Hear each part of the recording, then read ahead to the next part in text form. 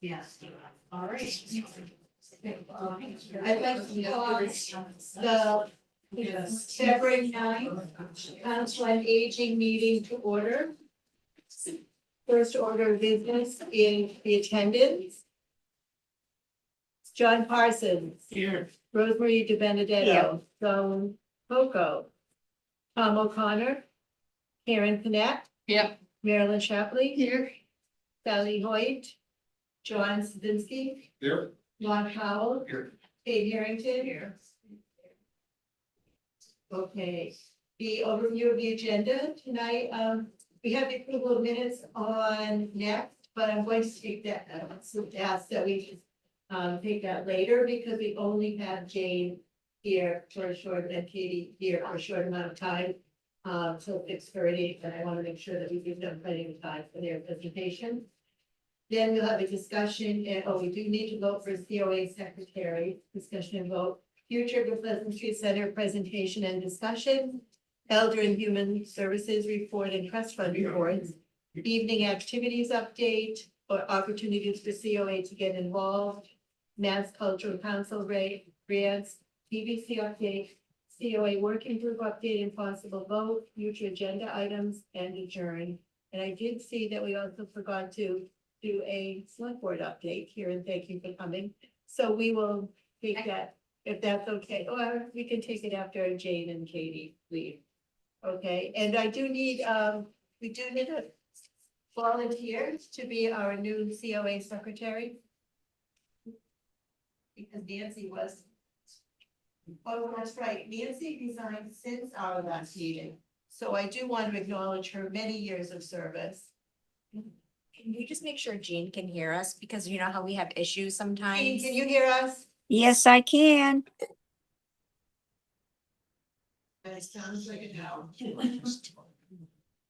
Oh, Jean, can you hear us? Now she is. Yes, I can. Thank you. Thanks, Karen. Thank you. Nancy, I was sad to see that she had submitted her resignation. And I do want to acknowledge her many years of service and her dedication to the 60+ community and all of the hard work that she did as secretary, as chair, and a variety of positions over the many years. And I just do want to acknowledge her efforts and her commitment to the COA and especially to the 60+ members in the Reading community. So that's sad to see her go, but I'm sure we will still hear from Nancy. At least with a friend or whatever in some capacity. So we do need to vote for a COA secretary. Who would like to volunteer? Everybody raise your hand at once. What do we do? Just ask for nominations. So, you know, you can nominate somebody else. Yes, somebody nominate. And sometimes recreation does it month by month. They rotate. Yeah, they rotate.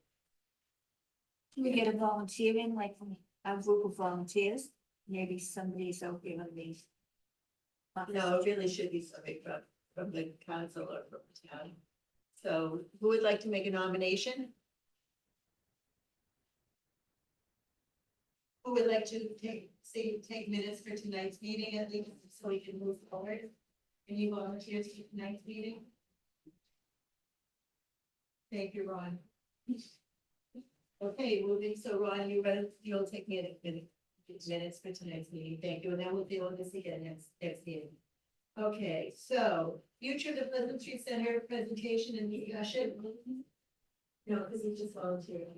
Okay. And that is going to be with Jane and Katie Gabriello. Thank you both. Thank you, Madam Chair. I'm Jane Wellman. I'm the Assistant Town Manager. I'm here in this capacity tonight with Katie Gabriello. She is the Director of Operations. And through her work, she's in charge of risk management, communications, and procurement. And so the hat that we're wearing tonight is the procurement hat. So we thank you for your time on your schedule tonight. We won't be very long. The purpose of this is to explain a little bit about what we need as a community to decide to do with this building. And we are here because there is no monopoly on good ideas and, which I'm saying a lot. And we're looking to, hear what the members of the Council on Aging think should happen with the future of this building. And you, through your work here and your volunteerism with the town, have maybe ideas that nobody else has thought of. And so that's why we're doing this roadshow. We have been to the school committee, the historic commission, and the finance committee. And tonight, we're going to come to Council on Aging, Recreation, and CPTC, all tonight. Oh, So it is, that's why I'm sorry that I won't be here for the whole evening. But, and I appreciate your indulgence also. I just want to take a moment and say, that Nancy has just been a tremendous advocate for her work with the 60+ community. And I got to know her through the Recal project. It was a pleasure to get to work with her and get to know, her through, from feasibility through, the vote and everything up until last week. So thank you for that. So this, I don't know if you guys are familiar with this building, but it's one of our buildings. Next slide, please. This building was built in 1883. As you may know, you folks probably know most of this information. The finished living area is 4,300 square feet. We did a commercial appraisal last year. And that appraisal was by somebody who does know how to price historic buildings. And that came in at just under $1 million about not quite a year ago. If we were to sell it, if we were to rent it, it would be about $7,200 in 2025 in annual income. We were asked at the finance committee what the operating costs are. I haven't double checked this yet with Joe, but by recollection, it's about $70,000 a year to run the building with electric bills and those and cleanup and stuff like that. So I do need to double check that, but this income potential is net of those costs. The site is zoned right here, multifamily, but it's a little bit too small. It's actually kind of a bit too small to be a big enough lot to do housing development on, unless it were to go to the housing authority, the Reading Housing Authority. It's on the Massachusetts Historic Registry and the National Register of Historic Places. And there is a preservation restriction on the property as well. And we talked a little bit about that with the Historic Commission. And so that may put some limitations on what can be done. That's a future thing to kind of work out. We don't want that to necessarily limit our thoughts tonight. And there we go. Next slide, please. Katie, you Sure. like to do the slide? Sure thing. So here we just outlined some of the potential future uses of the center. So like Jane said, we could sell the property, we could gift it to the housing authority, which could potentially turn it into affordable units here in town. We could keep it for future town use, where there's always a shortage of office space, storage space, the like. Or we could lease it to a for-profit or a non-for-profit. And so we just kind of outline some of the potential options. You can see the writing's a little bit small, but for a commercial lease, we have an estimated $1 per square foot, an amount that we could be collecting in rent, and then town use, we outline office space, storage, educational space, or meeting and event space. Next slide, please. And so the next two slides, we just illustrate some examples of other communities that we've seen locally. And some examples of usage that we could potentially envision for this space. So you'll see we have the Inspire Cafe in Wakefield and Breaking Grounds Cafe in Peabody, both food service related, but both examples of nonprofits that are, we're looking for spaces and found homes in these communities that could potentially create jobs, provide, somewhat of a community service in employment to people with different abilities and the like. So we wanted to point out these two examples. And then on the next slide, you'll see two examples of this very, obviously both of these buildings and these communities look very much like the Pleasant Street Center, repurposed fire stations in both cases, in Natick and in Newburyport. And both of these concepts were more around the arts. So these two buildings have become the Center for the Arts in Natick and the Firehouse Center for the Arts. And these have become sort of a gathering space in both of these communities. Theaters, performance venues, screenings, education, gallery space, and the like. So we wanted to point out these four examples as potential for the future of the Pleasant Street Center as we continue this process. Next slide, please. So this is the procurement consideration. This is some of the fine print one might understand, and nothing's easy in Massachusetts under the law. So with the lease or the sale of the property, we have to engage in a competitive solicitation. We do have the ability through an RFP process, if the town wants to say we would like to give priority to a local nonprofit. We are aware of one local nonprofit that is very interested in moving into this space, and that's the food pantry that currently houses the church across the street from town hall. They have some space restrictions and other stuff. So they have come to select board meetings, a couple of them actually, I think, and expressed an interest to the select board. Because it's a competitive solicitation, we can't say, we only want a food pantry that's located across the street from town hall to move it. We have to be, more competitive than that under the law. But we can say, gee, it doesn't have to be sold to a business. It doesn't have to be sold at the best and highest value. We can decide that this needs to go for a nonprofit, depending on what the community is looking to do. It's important that when we're disposing of a property, the select board can lease this building by decision if they want to, but it has to go to town meeting if we want to lease the parking lot. So, because it's land. So this is an arcane piece of the law. We don't know why, but I think it goes back to the Magna Carta. I told the finance committee, but that's where we are. And then, let's see. So yeah, taking it to town meeting would be onerous, but certainly could do that. And then if we want to sell it, I believe that also requires town meeting approval. The initial feel from the select board was to kind of have a lease versus selling it. Because the value of the property doesn't really, we can't replicate this space for $965,000. So, but then again, a lot of towns really aren't in the business of being landlords either. So there's a give and a take. Some committees have said, individuals on the committees have said, gee, we really would like it to be able to pay for itself. Whatever goes in there offsets all the costs, and maybe we get some, additional revenue for the community.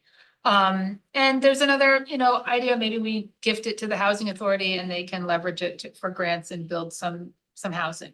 So we are staff, we are here to serve the select board and the community at large, and we are, we have to do everything the right way. And so that's why we kind of say there's limitations and so forth, but yeah, we can, we have some latitude. Next slide, please. So we're not looking for a vote on the Council on Aging. We're looking to hear your thoughts. How do you respond to this information? What ideas do you have as individuals? We will capture your comments and with the other boards, and we will report them back to the select board. So what we heard at the Council on Aging, what we heard at Finance Committee, what we heard, et cetera. And we will be doing an online survey as well. For the public, and you guys can also fill out that survey with your own thoughts separately, and then that data will also be submitted to the select board as they move toward making a decision one way or another. We may want to do more research. Maybe we do a feasibility study. I'm not sure if we want to go that far. And we have some work that's already been done in the past to contribute to that. But yeah, that's where we are right now. Yes. What happened to the idea of putting RCTV in there? It's an option, and in It's fact, still an option? oh yeah, and we can lease it as a multi-use. So this floor and the basement could be rented individually or to one entity, and the space upstairs could be leased to another entity or multiple entities, depending on what the appetite is. But yeah, RCTV could move into the upstairs spaces if they had an appetite, and that was the decision of the community. Okay. So is that your idea, Mr. Parson? No, it's just when I was on recalc. Yeah.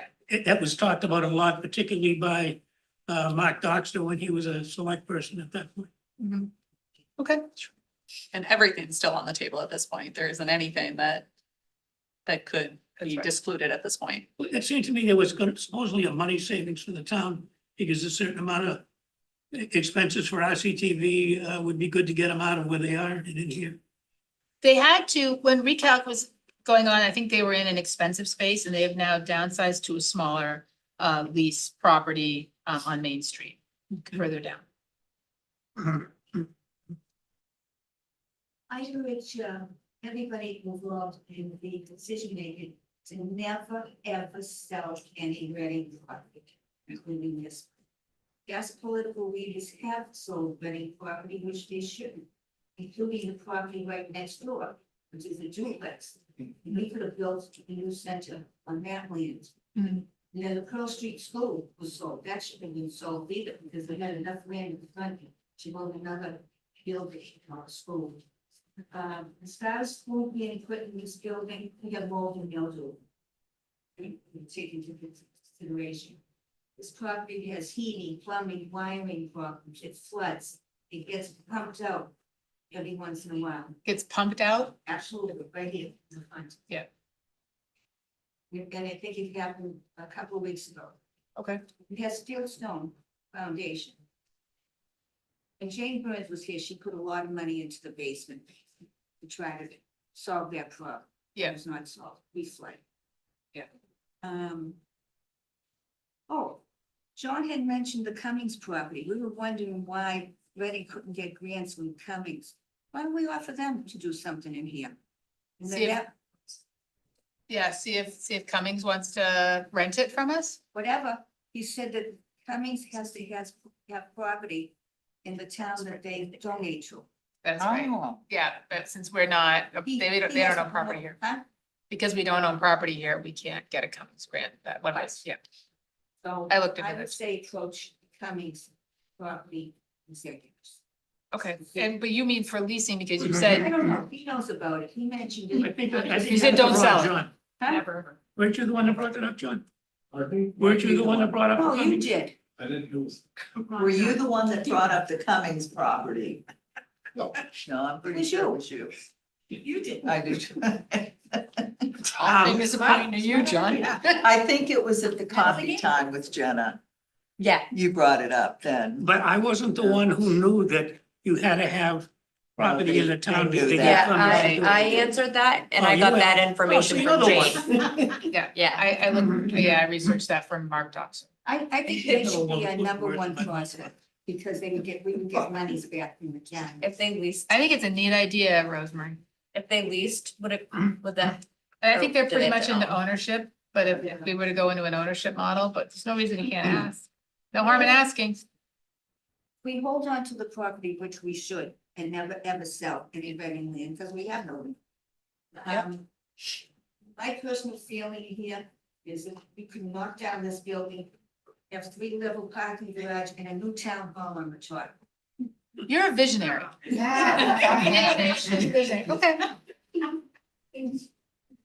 Well, I just wanted to say, I hadn't heard before your presentation at FinCom the idea of giving this to the housing authority, and I'm just curious if you've had conversations with them and even if they've done any preliminary thinking about what they might be able to do with this. We did. We actually, I forgot that we'd met with the housing authority also already. Okay. They were second or third.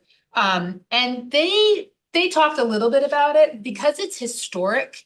That would open them up to extra tax credits Okay. that would help with, any With adaptive renovating reuse. stuff, yeah. That's right. So, so that might be, help them financially put together a package to be able to do it. But typically with something like that, we would gift it to them Right. and then we wouldn't have to operate it anymore, but it would become housing at some point. I mean, I really like that idea because that's an area that I really think we need to pay more attention to in Reading. I don't know how feasible it is or what things would look like here. Yeah, we're at the beginning of what that might look like. So it's a great, thing to look at. I don't know if they want to take it on. They did talk a little bit about it. And then one of the members also said if we couldn't do it for that, then she said it would be neat if it could be a space that activates the downtown at night and to bring people into businesses and stuff like that. So, that was one of the Jean, Question. Jean, Hello, Teresa, I am for keeping the building and doing something for the cultural aspect within our town. When you look around town, we really don't have any historical sites, mainly this. Parker Tavern, the town does not own. Am I correct on that? That is a nonprofit. So so. I'm all for keeping what we have, somehow work with it and make it a cultural center or an activity center for within the town. Then you have a building. If we need more offices, town hall needs to expand, it's there. Yes, you're going to have to renovate and correct items and repair, but it will be all worth it in the end. On the competitive salutations, if their building is sold and occupied and the owners decide they want to leave, are there restrictions going forward, or can the building just be sold as is? I believe the restrictions go with the title. Okay, So, yeah. okay. Are you all set, Jean? I'm fine. Ron? Thank you. Alan?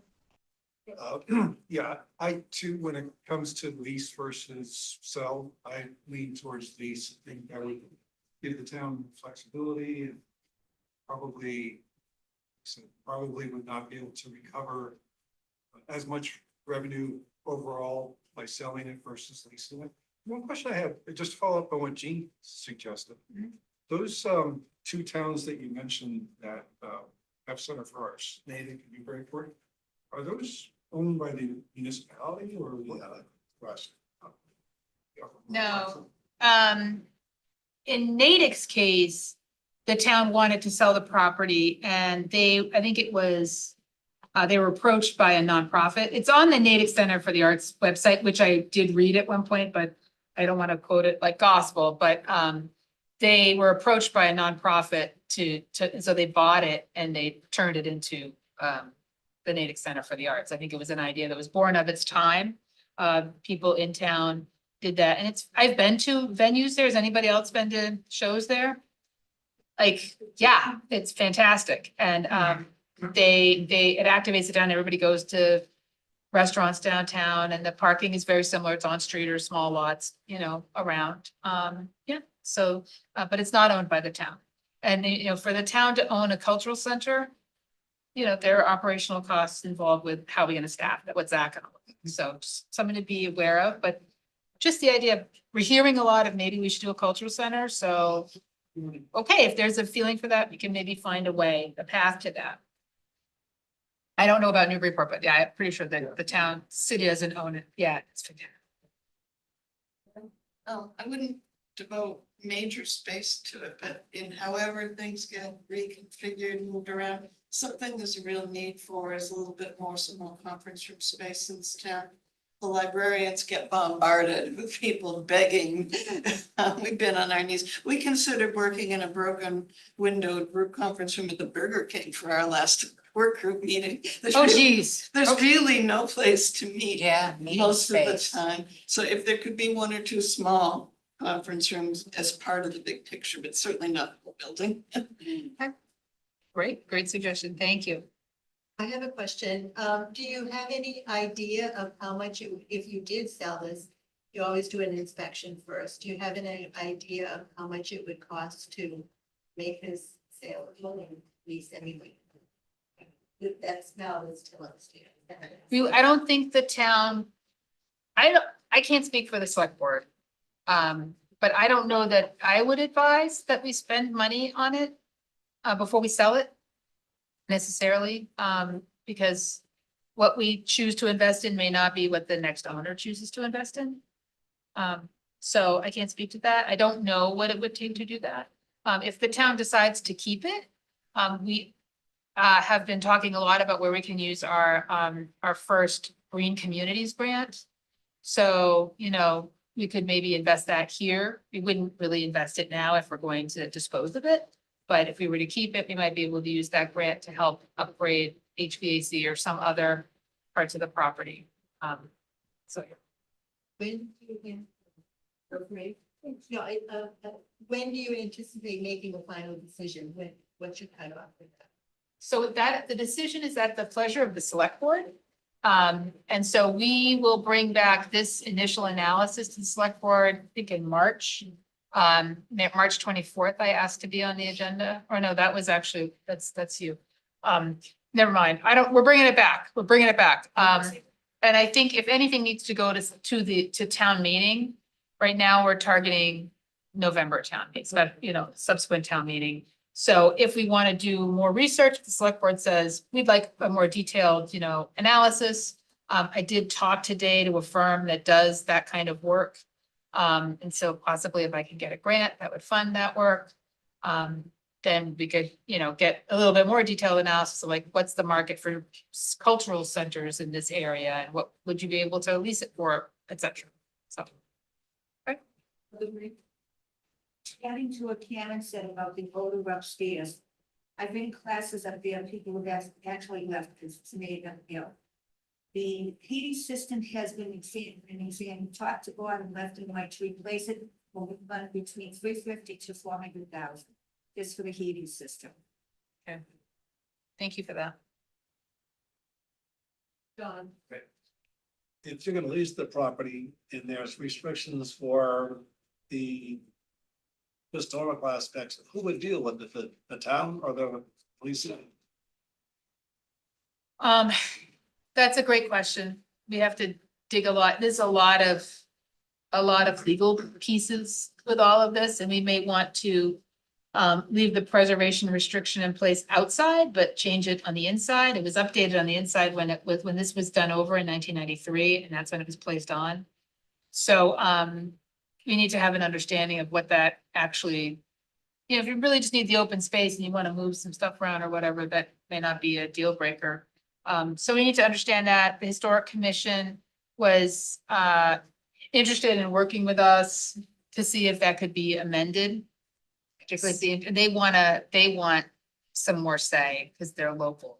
Yes. Um, Right now, the say is at the state level. So they expressed some concern about even just interacting with the state and getting information from the state, just due to, I think, the kind of overwhelming amount of properties of a historic nature that they manage. So that's something we're definitely interested in seeing how we can get a little bit more of a Reading control over the property and the preservation. The state's not restriction. very responsive because they're kind of overwhelmed, so it's, not ideal for what we're looking to do. But if we were to sell it, the next, owner would have to be responsible to coming before the historical commission to make changes that they have purview, things like that, or the state. Right now, it's the state, so. Okay, does that answer your question? And we will, as we go down this road, I'm sure we will be, digging in deeper on some of those silos. looks like we're getting you out just in time for your next meeting. And we appreciate, it felt like a 10-minute discussion, so, but that was really good. You're all welcome to email me or Katie at any time. Often I find that I leave a meeting and then I'm like, shucks. Like I spent all weekend thinking about something I wish I'd said at a meeting on Thursday. So if you think of that, don't hesitate to email us your ideas. We are capturing everything. And then look for that online survey. Okay. Thank you so much. Thank you very much. I Thank really you. appreciate your time tonight. Really important feedback, guys. Thank you. Especially where you're kind of the host committee, if you will. This is your space right now. And, you have really good insights into what this building can do and maybe can't do. So, we are grateful for anything you have to contribute. Okay. Oh, All right, shall we? Okay, thank you. That's the focus. Yeah, for sure. Yeah. Thank you.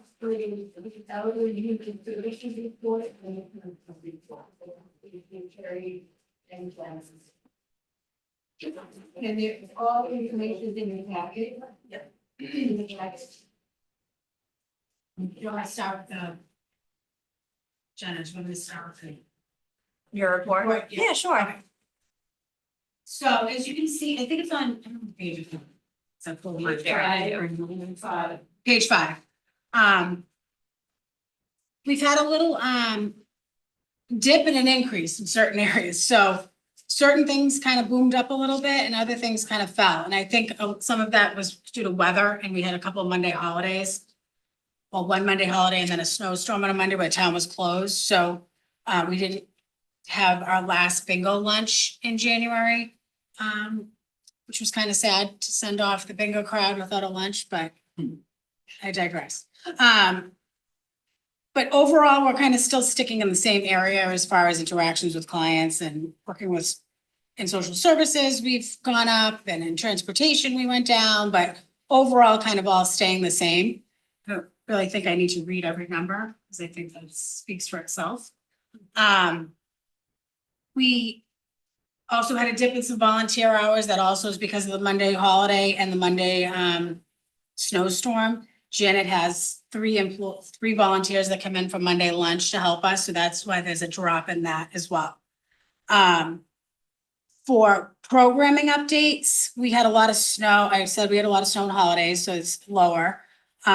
We announced in January that we're moving to a new lunch on Tuesdays. We're calling it the community lunch. Just because we felt like we were servicing the bingo crowd only for lunch. So the bingo people would come in at 10 and stay straight through for lunch. And we felt like it was important to kind of switch it up, bring more people into the center, and get another group of people to kind of service for lunch. Maybe people that didn't want to come for bingo or just a different crowd. It was very well received. We had 20 people on our first lunch, or 22 people. I think we have 40 for tomorrow. I know, it's great. So we're super excited about that, and people love the intimate kind of vibe that it was with small tables, small conversations, no rush to get out. They can sit and chat. So it was a lovely thing to see. I decided, because now that I wear a hat, that I'm not gonna send out weekly emails about what's happening here. I feel like it's redundant and overdone. And I think that with the newsletter and the bulletins and the flyers and all the things, there's plenty of ways to find out what we have going on at the center. So what I'm doing is I'm gonna send out in the beginning of the month an email blast that's kind of colorful and fun of all the haps that are happening. And then mid-month, I'm gonna send out things that, you know, we're low in attendance, that, you know, holidays that are coming, just reminders of certain things and programs. And then as always, anyone can always reach out to the staff here if you're concerned or have questions about what's happening. We delivered 17 sand buckets to basically home, well, the goal was that it was supposed to be for homebound people that were compromised that couldn't get out and get their buckets on their own. Janet delivered all those on her own, which was a feat. Really? Yeah. And she filled them on her own. Oh. Which I don't want her to do anymore. So if anyone ever wants to help with that in the future, because she was down at DPW with like a hammer and a chisel. We get high school boys to do that, the football team. You know, I have an almost high school student, and I would like to say that they're all very willing to do things, but Let's bribe them with something. I know. Well, the international office. Yeah, we could ask. We did ask, but the problem was to get the sand was open only during school hours. So the DPW closes that part of the yard off at Maybe they 3. could have a half a day off to fill the field. I mean, maybe we could look into it. We just wanted to get them filled and out, you know, before another snowstorm came.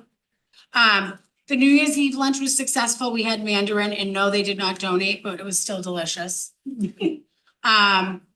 Residents of Pearl did a hot soup and grilled cheese, and the chef came and cooked it here, which was very well attended, and it was great.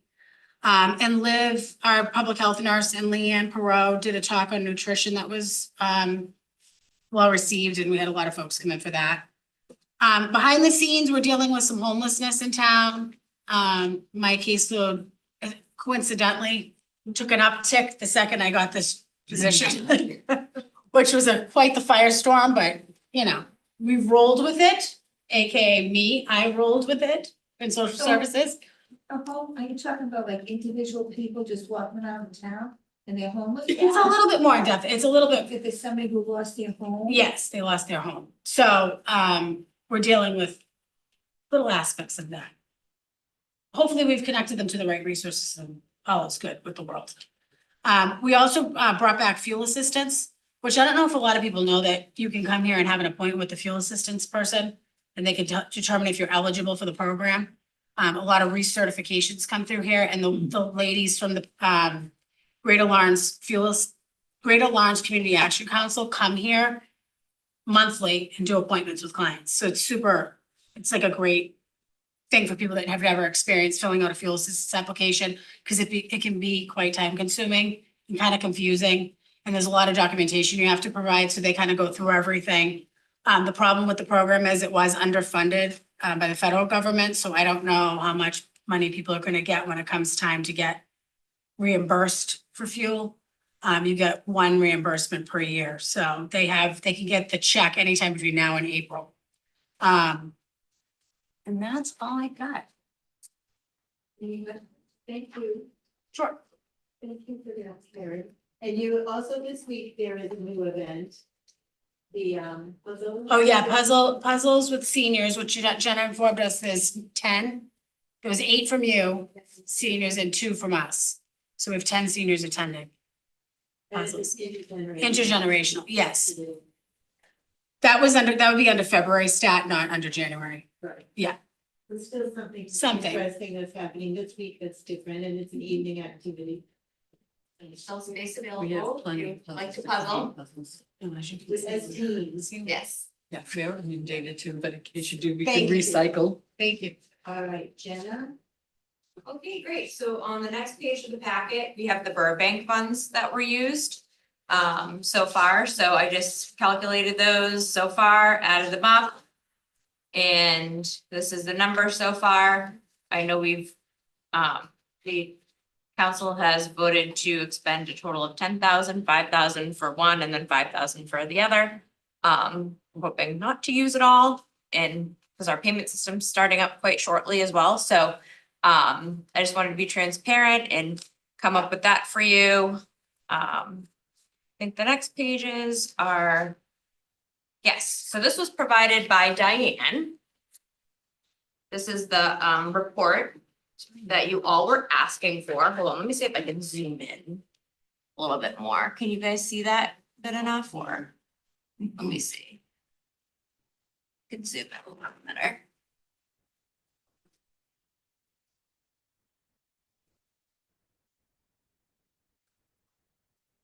So you will see on the sheet the non-expendable amount. That's the amount that we cannot spend out of the trust. The expendable amount all the way to the right is what we can spend out of each account. However, the Council on Aging, per your rule on the Burbank Fund, you're only right now currently able to expend the interest on that account. There is language in the trust fund documents that you have the authority to change that at any time if you choose so with the majority vote. And you have the ability to change whatever you use it for as well, with the majority vote. So something to think about in the future. The FMV adjustment is the fair market value. So that's kind of unrecognized. So you would deduct that right now from the actual expendable amount to get the total expendable amount. And then the big thing I think that you guys were looking for was that interest piece. So Diane came up with all the interest that has been accrued in each of the accounts, which I think is super helpful. So if you look at the Burbank Fund, you'll see this 80,000 in total. So that is what can be expended from the account right now. Less probably what was already expended for the past several years, but obviously we haven't used it all that much. So I would say we would confidently say around 80,000, like maybe a little bit less for the expendable amount of interest that you can give up. So good news. Couple of questions, there's showing 1,500 out of expended dispersed out of Burbank, and I'm wondering if that was the lockbox money and should have come out of patrons maybe? And I expect you to know the answer. Oh, yeah, sure. Which one was that? The one before this, not the interest, the one before. But we spent money this year for the lockboxes, and that I think had just come out of patrons because we were required to expenditure every year. Oh, okay, you're looking at this number right here. Yeah. I'm just wondering if that's what that was, and if that's not what that is, where did the expenditure go? So I'm not Okay. expecting you to. Yeah, no, I can definitely look into that. That's a great question. And there's another one where it kind of shows up, so I just, Yeah, I feel like the lock boxes wasn't that exact of an amount. yeah, I don't No, think it was wasn't. either. No. So I will look into that. So. And actually, when we get to the one Yeah. by ones, there's a number that isn't exactly that amount, that looks like it might have Let been, me anyway, circle that. I'm so just I- curious about it. No, thank you so much. That's a great question. The other one you already raised, does this total on the expenditures net up, on the interest, does that net out the expenditures? Which again, it's huge interest either way, but the one glorious interest. We finally got the numbers. And I'm wondering where did ARPA start? Do we remember where we started on ARPA? I don't- Yeah, no, but what year? I get confused with like if we're going by fiscal year or calendar year. Well, these were all fiscal year, what fiscal year? Do we know? I think it got approved in fiscal year 22. So then, the interest. It makes me wonder about the interest expended then in the years before that, because it's a lot of interest, and we were spending a fair amount of money then. So although- maybe kind of going back a little bit further. Yeah, but although the Pleasant Street Center had closed down, so we weren't spending much, so, yeah. So I'm just curious about, I mean, you raised the question already, so I had the same question. Is this net of expenditures all the way? Yep. But this is excellent, thank you so much. You're And- welcome. and Sorry it what- took so long to get the information. That's all right, we got it. I know it wasn't. Jane said they're reading the email. We'll have it to you by December 14th. Yeah. We're like, yeah, It took a lot of I know. persistence. Yeah. Rosemary? I'm happy the interest has grown so much and it's there for us to draw on, which I would definitely say, let's use it as we need it. We have professionals here who tell you what they need every month to spend on lunches and activities for the seniors. And I think we should vote and use the money from here if they need more money. And then on the lock boxes, what's the how, when, where, and why? Who can get a lockbox? How do you do that? So I run that program. Of one of my other hats. It's basically a box that goes by the front door. The fire department got a grant years ago and they got 32 Knox boxes. Obviously we have more than 32 clients in the town. So what happens is when someone passes away or moves on, we switch them out. I keep track of them. Sometimes it's hard to do because sometimes the first thought isn't to call me to let me know that they passed, family members passed away. And then we transfer to different clients. So then when the council bought us some, we got 5 more. Those have all been given to people in the community. A lot of people have kind of stayed where they are at this point, so I haven't had quite a huge turnover as much as I'd like to. But the criteria is this needs to be a criteria because we only have about 42 boxes, I think, in the whole town. So you need to be frail, over 60, live alone, history of falls, preferably has a lifeline unit, or if they don't, they should get one from me. Because it's important to have. So that's if they push their lifeline button, they need help getting into the home, the fire department can do that. So there is criteria for it, and we have to have rules for everything because it would be given to just anybody that needed one. Is that a product people can go to Home Depot and buy? No, so the products that we have, the fire department has the master key to all of them. The ones you go to Home Depot have codes that need to be programmed. The fire department doesn't love collecting codes during an emergency. They don't want to like sit there and try to enter a code if there's something that needs to get addressed inside the home. They'd rather take the door down. But you know, there's been some discussion with if people make a choice to go buy their own, because they're very, very expensive. They're like between $250 and $400 to buy a Knox box. So some people don't want to pay for that because it's pricey. So I wonder if, I know nothing about that, so I would think the majority of people who come here don't know anything about that. I wonder if. we It's could not have- a program we offer, talk I'm about. wondering if we could have like a fundraiser or a raffle to raise money for that. We can't, we're not allowed to raise money as a town. As a COA. Yeah, as a COA. Do you, are we meeting the needs of the community, of the 60+ community? I think so right now. I mean, obviously, everybody that's 60+, I would love to have an ox. I think everyone should have one in their home if you're a fall risk, if you go to the hospital often, you push a lifeline often, if you're home alone a lot. I feel like everybody should have one. I just don't think that's not realistic to the need. How many people do you think who need that don't have it? Over your initial amount?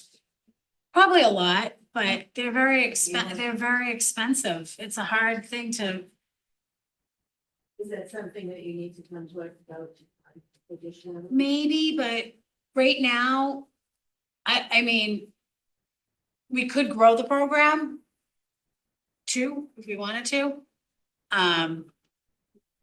You know, I meet with the police and fire once a month. We have a roundtable that I started like 12 years ago. And we talk about people that fall a lot, and we talk about people that call 911 a lot, and we talk about consistent pullouts out of homes and stuff like that. So usually those are the people that I offer them to. It might not even be people you see coming into the building. It's people that really are homebound and in their homes by themselves. So, But there were other people and they have that need. Maybe we can find out how we can. find right, more. yeah.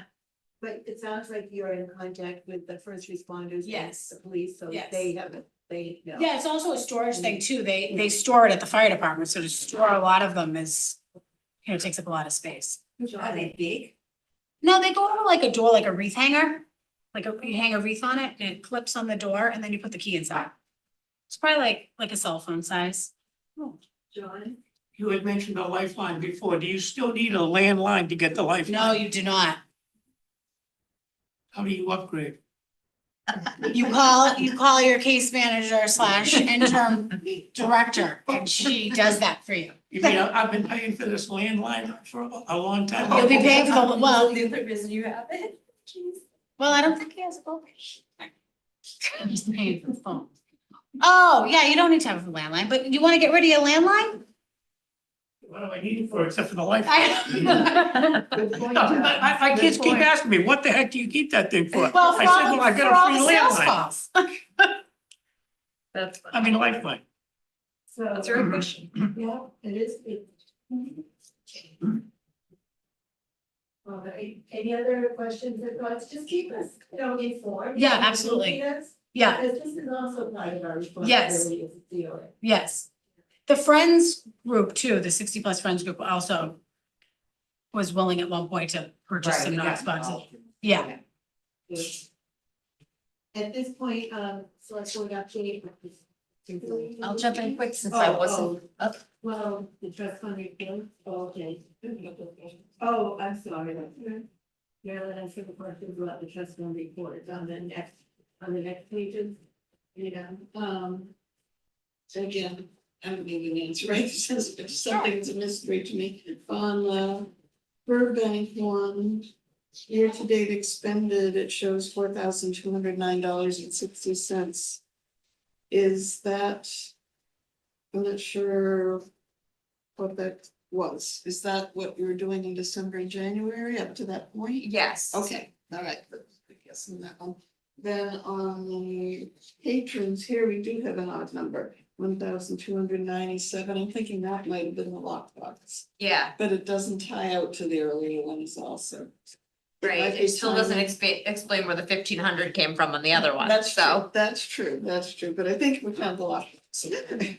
So, Yeah, and there is a more detailed report that we could ask for that tells you about all of the expenditures that come out of the account. It's like a summary at the bottom. yeah, So if that's more helpful, we can do that because it'll define what that money is. And just comes one from. more, I thought it might have been last fiscal year, John, maybe you remember, we bought, was it new pool cues, John, we bought out of the Parsons Fund? I'm sorry, I really wasn't paying attention. We spent money out of the, you spent money, it was because you wanted to make the first purchase out of the Parsons Fund, and I think it was new pool cues, was it? That was something for the bridge crew. What was it? Okay, well, whatever it is, we're not showing any expenditures. So I can explain that. Okay. So what, I can explain it. oh, You told me. okay. But go ahead, you No, explain you it. explain. No, you explain it. Somebody. All right, so in an era, Chris did an Amazon order and he ordered the pool cues and like a bunch of other stuff on Amazon.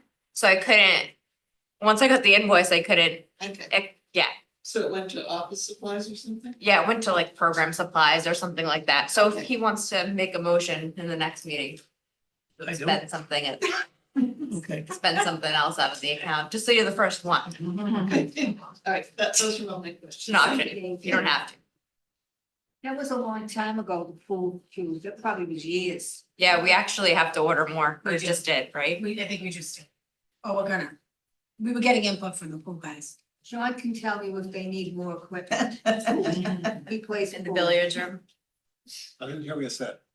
What do you need to play pool Oh, yeah, downstairs? they came What- in today. What's That's- worn that's out? great. Oh, they They came came in today. today. Oh, they did? They Today. came in? Oh, look, look at that. Yep. You're so good. What Probably happened? need a good pool table. You say that. New Santa, oh, Yeah. definitely, don't take that with you. It's warped, it's taped together. Bad. All right, at this time, are we all set with all the questions? Thank you so much. And we'll have a select board update here in the skills. Since I wasn't prepared, I can't remember yesterday. So, I did want to say, I've been working a lot over the last couple of weeks. The town manager's review is tomorrow, so that's where my brain has been the Okay. last couple of weeks, getting that together. And, a big part, VASC, we're gonna be interviewing candidates shortly. We're trying to put together a schedule for VASC, for volunteer candidates, you know, we kind of do it quarterly a little bit. And a big part of staff and me and Karen here going to an MMA conference a couple of weeks ago, but a lot of staff was there and one of the chief, some vendors, a lot of other select board members. It was my first one. It was really, really informative and they had the keynote speaker was, I can't remember his first name, but his last name is Shriver, which means he's a Kennedy. And he did this, divides his program a bunch of years ago about dignity and dealing in public service. And it was such a great presentation that I brought some of the information back to the select board because I think we could all be reminded of how to deal with people on a regular basis. And it gave this rating from 1 to 8 of like the bottom level was being very derogatory to somebody. I can't believe they're talking this way. How can they say that? All the way up to an 8, being very polite and very, you can still have disagreements, but be dignified in how you do it. And it was fabulous. So I'm very hopeful that other members of the community will take what I had to hand out and look at it often. And I think that's all I can remember. So with the VASC appointments, we have 3 openings on the COA, including 2 full members and 1 associate members. So I don't know how many people are on the list to interview. I think it's probably 15 people and I don't know which committees they get involved with, but yes. So if you know of anyone that wants to apply for something, they should do that fairly soon, if not already. And I think our 2 members have. Okay. And I don't know if moving from associate to full needs an interview. I have, it's my first year with it. So, sometimes you don't need to be interviewed. Sometimes you can move right up and sometimes you can't. So I'll know more once we meet. John recently moved up, John Vinsky. John, you recently moved up from associate to full member. Did you need to be interviewed again? Okay. So then, but you still would make that determination? Yeah. Okay, So great. Melissa and I get together and hopefully in the next couple of weeks, we'll get that done. And then what we do is present it to the select board. So Yes, it's and they probably, approve it. Yeah. Okay, Yeah. thank you. welcome. All right, Carrie, you're on the hot seat for the next 3 agenda items. I'm They're really qu- yeah. happy about this because I want us to, make sure that we are meeting the needs of the 60+ community. Mhm.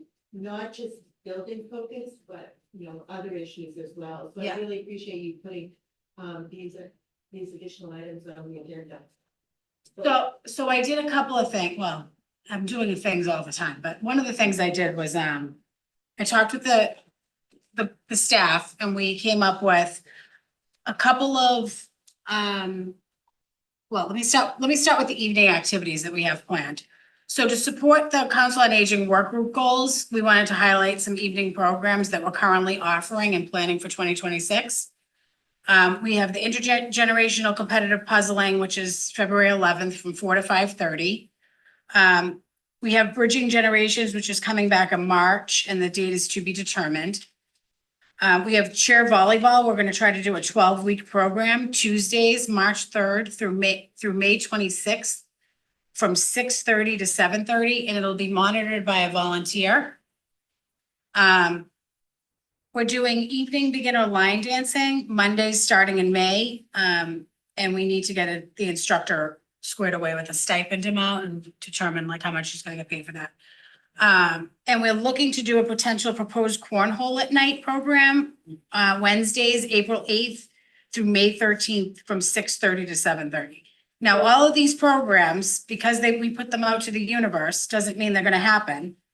People have to be interested in them and attend. So we put them out there, we check attendance, and if it's worth putting forward, then we continue with it. If it's not, then we have to obviously cancel. So I'll keep you updated, I think, in the spring as to how these are kind of taking off and if there's really a need there for some evening events. That's the reason we're kind of heading that way. Carrie, I just couldn't hear the last one you said. Cornhole, Oh, one. yeah, So can I ask a question? sure. How did you determine those 3 activities would be evening activities? We just talked as a staff what we thought would take off with clients that were not super expensive, kind of easy, could run themselves sort of programs without putting a lot of money into it, see how they take off, and then if they take off well, and the night stuff starts taking off well, then we can see what we look at for a budget and see if we want to fund something different. Or if we want to keep going forward with this, but, sometimes you don't need a lot of money to have good programs and fun, yeah. So then the other piece is we came up with some options for the Council on Aging members. I like that we talk about recal a lot, but I think we need to move on and talk about what we're dealing with here as the Council on Aging and what we need here in the Council on Aging. From the Council on Aging at the center. Back when I first started, the Council on Aging did a lot of volunteering at the center. So they were in the trenches with us, working here, helping out, doing certain things for the community and for the people of the community. So I have about 10 things that I am gonna go over. Back in the day, way before COVID, a volunteer used to pick up a cake at Market Basket once a month for birthday lunch. It involves coming to the center, getting a gift card, going to Market Basket, getting the cake, bringing it to the center with the gift card and the remaining balance back to me. I want to see if anyone's willing to do that. It's yours. You're welcome to sign up. Because we as a staff, there's really only 3 of us full-time. Linda can't leave the desk, Joe's on the van. It's extremely challenging for us to leave the building to go get a cake and bring it back, but we have to get it the day of birthday lunch once a month. So if anyone finds that interesting, you can let me know. You order it like? We do. Oh, Yeah, we order it, we say zhuzh it up for spring, make it fun for Valentine's, whatever. And then we bring it back here and serve it. Which I am now the cake cutter and I've learned how to easily distribute 50 pieces of cake. good job. Yeah, I did an amazing job last week, I have to say. You could need a bigger cake. I think we might need a bigger cake because the pieces were really small. The other thing is we could have someone pick up lunches and bring him to the center to drop off the food instead of having Joe do that. We're starting to do the community lunches at 12:30 on Tuesday, so if that is interesting to anyone, you can let me know. What about the people on that volunteer list? Can't they do that? What you need? Well, I'm just throwing it out to you first, as council on aging. You're welcome. For the cakes. Yeah, At what time would that, you said lunch, right? So- it's for lunch, but they're frozen, so they defrost as they're sitting here. So So 7 in the morning. you could go, yeah, sometimes Janet would go in the Are you morning. Open that early? No. We're not, Okay. but I'm here. Yeah, so you could find a way. We could work something out. All right, why don't you run through the list and then Okay. we'll ask questions. We're actually looking to, Janet and I came up with this idea to start a life stories program with some of the elders in the community. And we're looking for an experienced writer or editor to start a writing group. So that people can share their stories with their families. We thought we had people involved, but they realized they wanted to be paid. So we're looking for a volunteer, yeah. We're looking for 2 adults for our cornhole to teach and monitor competition during daytime hours between May and October. So we're doing a night program and a day program. We're looking for volunteers to tend to the gardens. I'm a big gardener and I want to bring back the vegetables like we used to have. We used to have tomato gardens outside and cucumbers and zucchini, and we would have pickers go out and pick. And then we'd put them over there and people could take whatever they needed during the summer months. And then whatever we didn't use, we would donate to the pantry. So I'd like to bring that back this summer and clean up the gardens and use it while we still have this building. And then obviously bring it to the new building with some raised garden beds at some point. We need exercise instructors in case we lose instructors due to payment issues, if anyone wants to volunteer to run a class. We're looking to fill some receptionists back up because Linda is traveling a lot. And we need people to sit at the desk and cover, because when someone takes a time off here, we all have to pitch in and do that person's job. So it's extremely challenging to sit down there and try to do your job when it's a high traffic area. Let's see. We need someone to clean out the closets and help organize the senior center so that when we get ready to move, we're not moving junk. Anyone that plays music and wants to play their instrument here is always welcome to perform. We're looking for a woodworking option for men, just to kind of bring some more men in. Or women. It says for men. I'm taking what my colleagues have said. We're looking to maybe do a bag lunch on Mondays and help, we need people to help facilitate that program and making sure the food goes to Reading residents only. And we're also in the process of looking for a backup van driver. So if you know anyone that's interested in driving the van, we are always could use another 2 or 3 or 4 backups. Because Joe could use a vacation. But somebody has to get certified by the state to do that, right? I don't think, I think they. CDL license? No, it's No, not just a regular. just a regular, but they have to be trained to use the lift. Yeah. Yeah. And like aggressive driver training. Yeah, I mean, So they Chris- become aggressive driver? in that van, yes. I think Chris went through quite a bit getting, his certification. Yeah. What else? Then just going back, I don't know if you're aware, but Anna has applied for some Mass Cultural Council grants. We've gotten over almost $2,925 in Mass Cultural Council grants. So they help pay for the Valentine's Day entertainment for $500. There's a storyteller that came that was $675. The Sound of Healing was $750, and the ukulele they sponsored was $1,000. So they've paid a lot of money towards providing us with cultural programs here at the center, which is a great thing to kind of offset our cost. And that's what we got. So you've given us 12 different ideas. for how Yes. we can help. Yeah. And you can call me if I went through them too fast and you just wanna, you know, ask about one, yeah, just call me. So, Just to say something in defense of the Council on Aging not doing some of this volunteering. Chris did not want anybody picking up the food seemingly except himself. And Council on Aging people used to deliver the Christmas meals or Thanksgiving. And you and Elise decided that there was something the two of you wanted to do yourself. So some of that stuff was taken away from the council. Right. We did that on purpose, we took it away. I know you did. Yeah. Because it was becoming a lot of work. So when a client didn't answer the door and it was, it got put back on me to go back out and find where the client was and do a wellness check. So I was like, I'll just go to the house with Elise and the nurse and deliver it myself, because I know how to get in to the building. I just push all the buttons. Somebody lets me. I got tricks. I know, the worst I. Well, I just don't want the new council members to think that, you know, we were slacking Right. off. No, of course. We were still willing to do it. Yeah, of course. And, no, that's why we're bringing it back.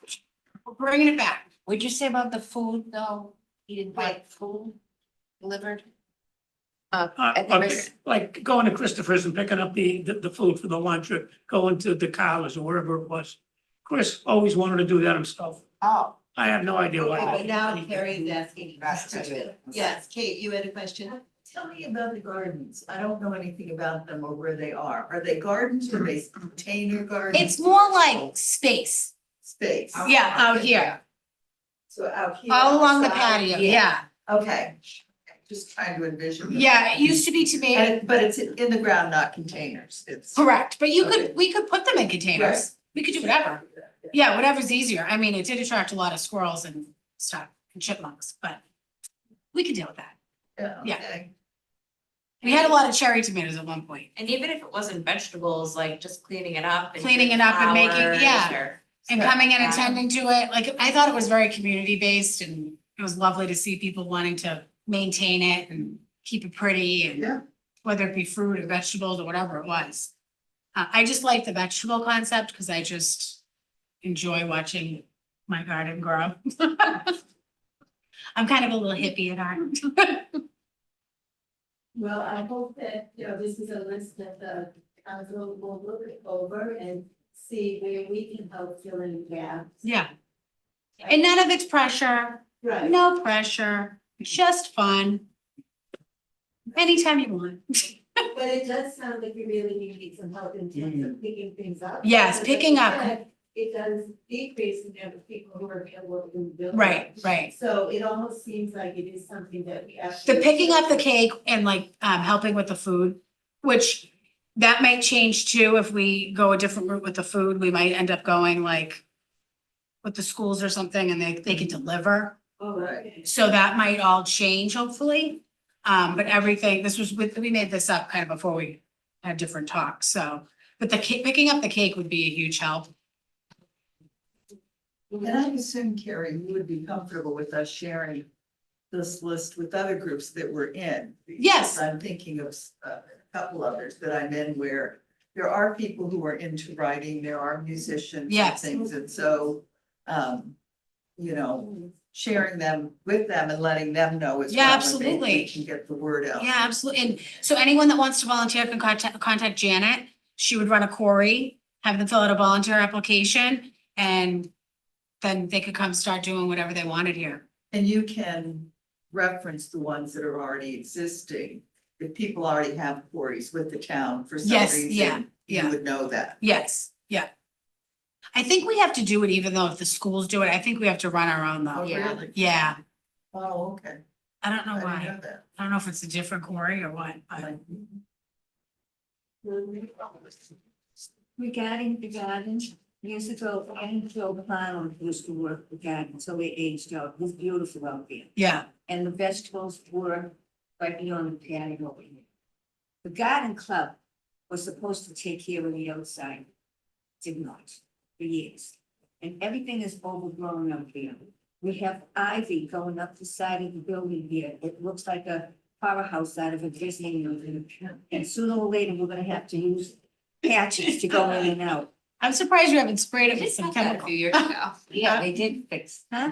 They did, because Yeah, it's. we did It's do a back little up trim again. recently. It's back, this window's almost covered, it's the second window, the ivy. I mean, really, we're gonna need hatchets to get it out of here. What's wrong with looking like the Ivy League? What's wrong with looking like the Ivy League? Oh, I actually like ivy on the walls. So, Carrie. oh, yeah, you got somebody to teach cornhole. You got any volunteers, they don't have to be Reading residents, do they? People No. to volunteer? No, Okay. no, Alright. but I would assume they'd maybe wanna be. No. Well, maybe not. sometimes- Maybe they sometimes wouldn't. people I don't wanna know. Get out. Yeah, maybe. Okay, and when would the cornhole classes or, when would you do that? What day? I think we're looking to do it in the spring, because I think we wanna do it outside. Outside? Yeah. What day would that be? What time? I don't know. I'll have to ask Anna. I think remember we did some stuff on the patio that was kind of fun. We did the Jenga, we had the cornhole out there. Remember you guys were all out there one Yes. day? Yeah. I think we want to kind of bring that, kind of have it outside so people can learn how to play, because we saw that people enjoyed it. It's kind of like an outside activity to get some fresh air. At one point, we had an awning out there, Yeah, The that was patio. very expensive. was it? Yeah. That might have been where the money came from. Was that for the tent? Remember we rented that tent for years? Yeah. And it was super pricey. It was back when Kevin was. here. Yeah. I see Jean. Jean, you have your hand raised? I do. A quick thing pertaining to the gardens. One time I thought Crystal Garden Club was going to maintain the sides of the building. And a year or two back, I cleaned up the best I could, et cetera, et cetera. And then speaking with Chris, I had mentioned a possibility of a landscaper would volunteer. But I think there was a mix-up of coordinating. So that was let go. So I don't know if before we start doing anything, you're talking just where the patio is or all around the building, Carrie? No, just where the patio is. Yeah, because Okay. Crystal Garden Club, I think, does do a Yeah, section and the Crystal Boy Garden- Scouts. Yeah, the Boy Scouts. Everybody owns a different, there's Okay. signs all around the building where they own. Yeah, and then Okay. the front of the building, we did have a landscaper come Right. and just do a cleanup. Yeah, I thank you for that, because I remember that, Jenna, because I lugged about, I don't know how many bags out. And to Rosemary's point, I think someone did pull down a lot of the ivy growing up the side. But I think when you came to the rescue, Jenna, because the landscaper I knew couldn't do it. So do you think we should check into that this year, and maybe there might be volunteers that can do it or they can't do it and get it? Well, Gene, I'm looking for volunteers.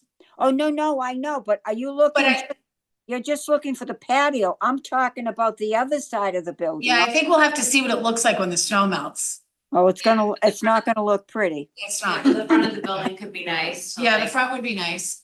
No, Okay. the front is Flowers overgrown, they're all overgrown. The shrubs that are now halfway up these windows used to be shrubs, but nobody's trimmed them and shaved them. Now they're like trees. So, So Carrie, maybe that's something I don't mind sitting with you or Jenna or someone, and we can kind of review to take the steps going forward. Yeah. Absolutely. Because if I could get this landscaper to volunteer their services, that would be great. If you can get anyone to volunteer their services, that would be great. Okay, thanks, Jean. Thanks, Gene. you're welcome. Carrie, I wonder about the, cleaning out the closets, when you start seeing the need to do that, if that's something that the COA could spend a few hours on a Yeah. Saturday or Friday, or some afternoon or something, to Yeah, help you with that. Yeah. That would be something that we can do as a small. I would group. recommend we would have to have gloves Oh, of course, and masks. yeah, so, Because it's gross.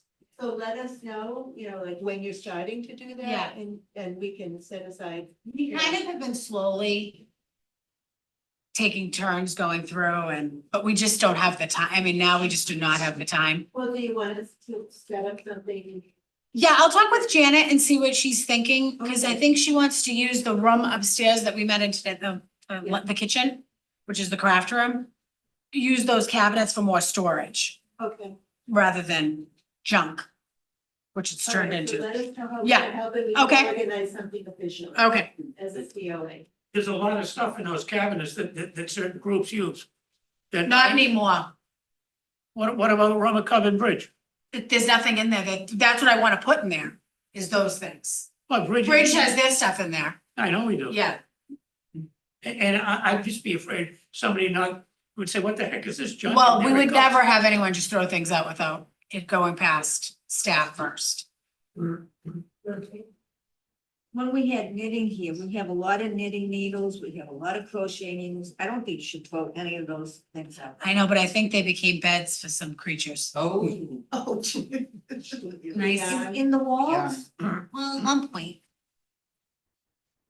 I don't really want to go look for it and look through it. Yeah, and I would throw out or any kind of blankets, but I wouldn't throw the instruments. No, right, no, Yeah. right. Yeah. No, nothing that. How about, you talked about you need help on the receptionist desk. Come spring when kids are out of school, why can't we get high schoolers or college kids? So the problem is with high school and college kids volunteering at the desk, it's a great idea, but they leave to go to school and we need someone. No, when school's out. I know, but when they go back, it's just a short term. I'd rather have someone do it. I mean, ideally, I would rather have a property tax worker do it for longer. Can we advertise for any of these needs? Can we put in the paper looking for volunteers for? We have, And that, yeah, we have. I mean, Janet has gotten 75 volunteers to come into the center, which is a feat in itself. she's put an ad in the paper? Not in the paperwork, but in the newsletter and, But 75 volunteers pretty much handle most of it anyway. Yeah, I think what Carrie said was that she could put it back out, Yeah. but she wanted to come up with these things just to get the council on aging to Engaged, come in, yeah. yeah. yeah, That we can start to be more involved in. some of the Yeah. city. But- rather than, just all talk about recal all the time. Like, we wanna get you guys into the building and meet the people and see the clients and, Right. Yeah. So you mentioned about the property tax. I wonder, I know that that's a select board issue. yes. And I'm not sure when it comes back up on the select board, because maybe we can ask for additional hours, because that has been very successful. Well, can I say what we wanna do? Is have no Yeah, cap. yeah, Oh, and ideally, but that would have to, It has to go to select board though, and it has to, be So you are proposing what? maybe a no income cap. Cause Yeah, we would like get a overheads whole and- pool of volunteers to come in. Anybody can do it What do you mean? You have an income cap on volunteers? for property tax worker. the special you program. have to make under a certain amount. You have to be income eligible. But a lot of communities don't have that income guideline and they have 150 volunteers. Yeah. That would be excellent. Yeah, Yeah. so that's something we wanna do down the road. Jean, is it? No, I think what Carrie just said, no income tax, I think that's a great way to go. Yeah. Because otherwise, don't they receive a 1099? The the income tax credit? I don't think so. No, they just get the credit on their They just taxes. get Okay. removed.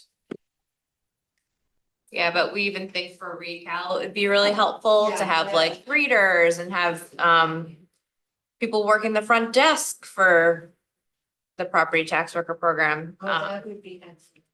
Yeah, it would save a lot operationally for us Right. and in the kitchen in the future. And it will bring a whole group of people in this might not ever, it's very complicated, yeah. Yeah, Because the more money you put towards it, the more other people in town have to. It would be a good idea if it wasn't just income based. yeah. You Or agree you with could, that?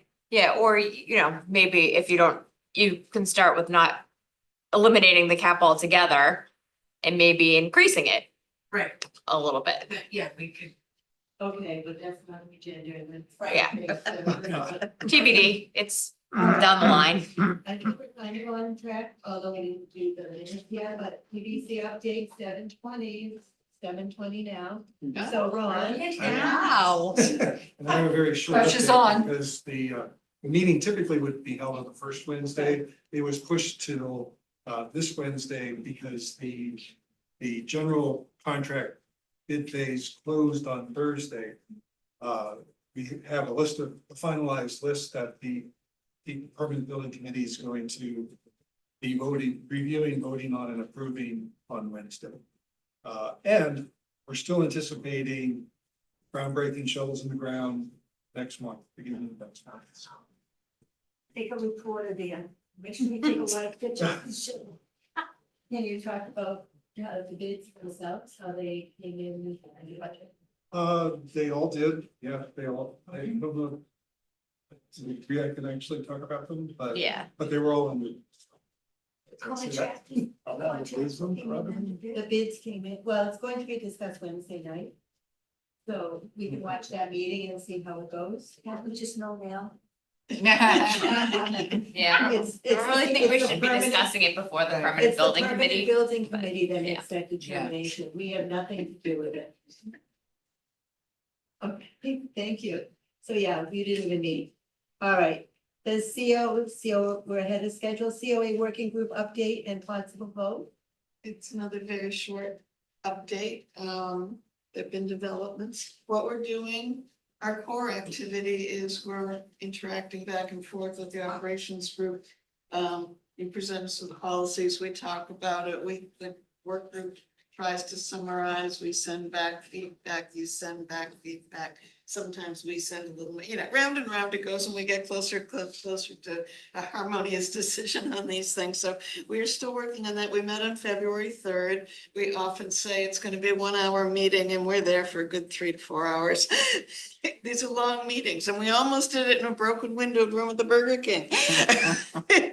Anyway, we're making progress on that. Regarding the memo that we had circulated last time but had not made a motion on, Jane Burns kind of leapfrogged ahead, not Jane Burns, Jane Wellman sort of leapfrogged ahead on it and went ahead and sent us a response, even though we hadn't had a motion to ask for consideration yet, which is what we would have done if we weren't at that point, was just to ask for your consideration, because we're concerned about the issues we raised. Anyway, so we just got that, I just saw it this morning.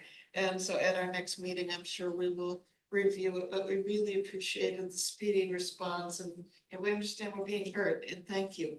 We're not meaning to be just always sounding, we're not trying ever to be negative, we're just sharing concern, and we're glad that it's being picked up and responded to, and I think that's a good sign. And I think that is all I have. We'll be meeting, we haven't scheduled a meeting yet, but you can count on us, we will. And we'll take it from there. There were suggestions made in it as things the council might take on for its responsibility in some of this, so I'm sure we'll be discussing that, for example. Yeah. Yes. Yeah, so anyway, thank you, and it's progress, and slowly but surely the conversation is evolving. Does anyone have any other questions, comments, thoughts? Thank you. Yeah, I think, it does seem to be, a collaborative effort, and I do think that, Carrie brings a different perspective as well, and now you're part of that operations working group too. So you really do have a pulse of what's happening here at the Pleasant Street Center. Right. As well as some of the issues that need to be brought up as well. Yeah. So I really appreciate your perspective and Yes. how the operations working group seems to be working and collaborating, giving us feedback as well, but they're submitting information and answering questions from the COA. So we wanted to continue to be collaborative. And so, great. I guess the one other thing is that I anticipate, because we've all done a lot of work on it. It just wasn't yet finished, that at the next meeting, we'll be ready to send back our latest batch of thoughts. Comments back to our, from our comments. Exactly, but a lot of work happened on that this weekend individually, and I'm sure we'll be lumping that all together into something that is concise. Concise and succinct. Yes, Yeah. concise and succinct. Great, thanks. So now we can go to the approval of minutes. We have 3 different meeting minutes to approve. And the first one is from December 17th. I really appreciate, Jenna, that you're putting this, and Carrie, that you're putting together our packet as one. And that it is getting posted online. That I think is really good for the community as well. So, the first, do we have a motion on the December 17th minutes? Motion to accept. I second. Motion to accept, and then there's a second. Any questions? Any changes? We will do a roll call vote, since Tina is online. Would you still accept all three at once in one vote? I don't think so. Jeopardy starts in 5. It starts in 5 minutes. Hey, well, the second greatest sports event of the year is on in 5 minutes, so. Oh, I was wondering what was next. What's that? The big block, the BCBU. Oh. All right, we'll get out of here. Roll. All right, so roll call vote. I'm sorry, I just have to pull up everybody's name. I had it all organized. Okay, Jean Prado, Yes. John Parsons. Yes. Rosemary DiBenedetto. Yes. Joan Coco. Marilyn Shapley. Yes. John Szynski. Yep. Karen Janowski, yes. Karen, yes. Karen Knet. Oh, I went right over your name. Karen Knet. Yes. So that is 6-0. Right, okay, next one, any questions on the, let me see what the next date is. It is. January 12th, any changes to that meeting? Just a question. Under motion made to approve minutes and discussion, it says after discussion, it says I decided to table the December 15th minutes to the February meeting. That's still outstanding, because it's not.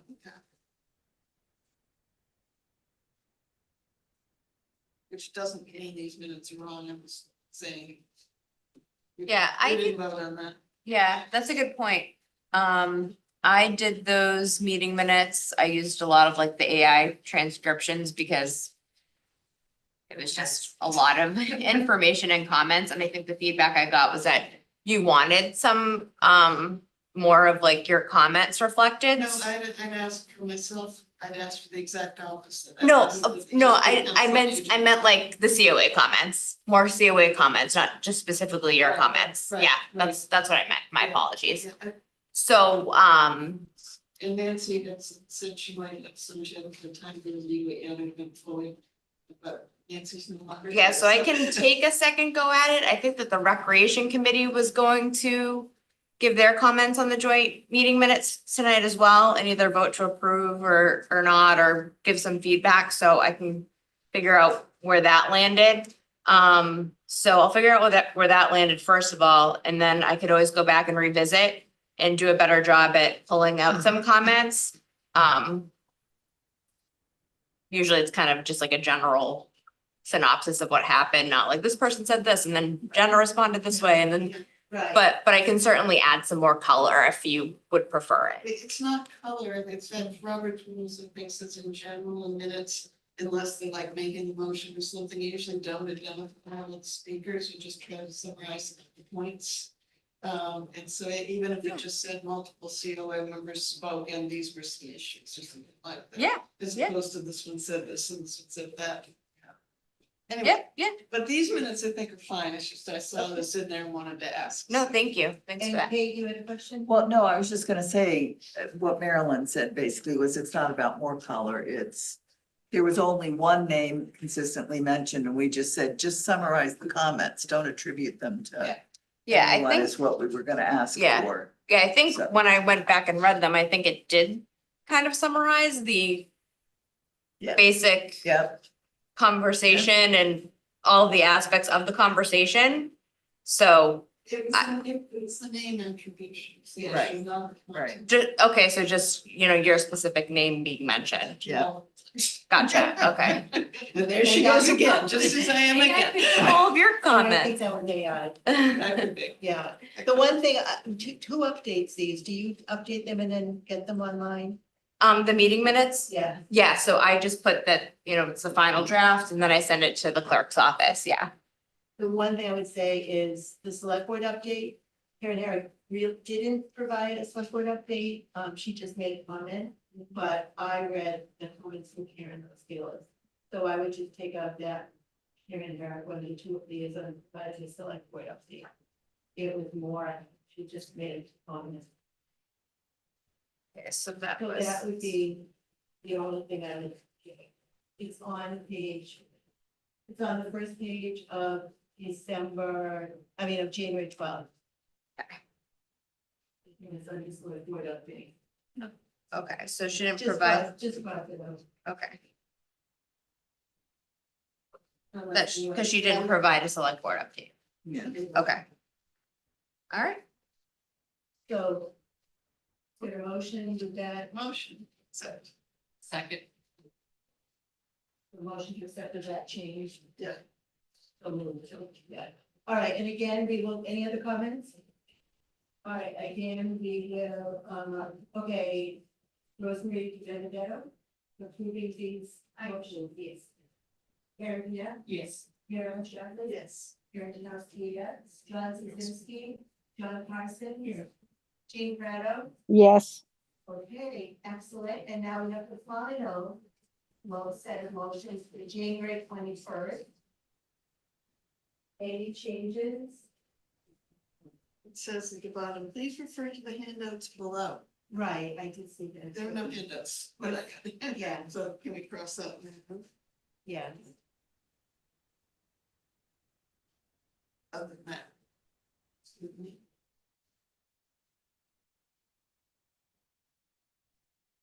anybody want to make a motion? Motion to accept with that one change, the Thank you. minutes from 1/21/26. Second, Any discussion? John Parsons? yes. John Krasinski? Yes. Karen Knapp? Yes. Rosemary Benedetto, Marilyn Shapley, Jean Prado? Yes. Karen Janowski, yes, motion for approved.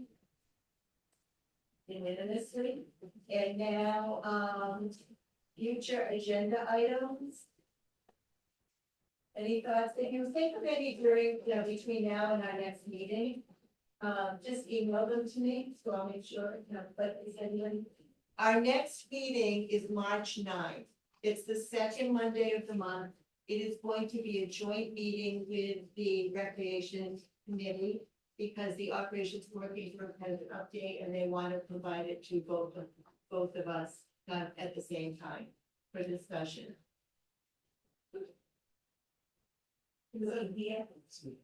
Yeah, it'll be here. 6 o'clock, yes.